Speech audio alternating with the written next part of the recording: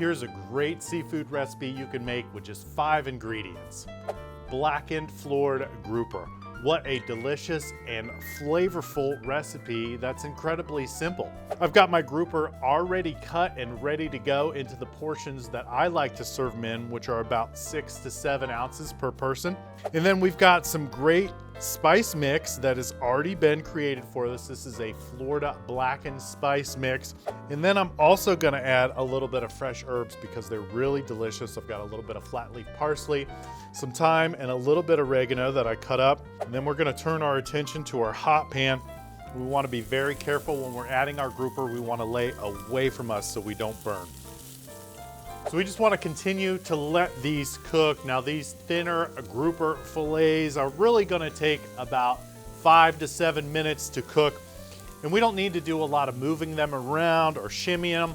We just want to let them cook in the pan. And when you are blackening any kind of Florida seafood, you want to make sure you do it in a well-ventilated area because the smoke from the blackening spice and the cooking can be a little strong and make it overwhelming. Our blackened Florida grouper is looking really good, and so now it's time to plate it up.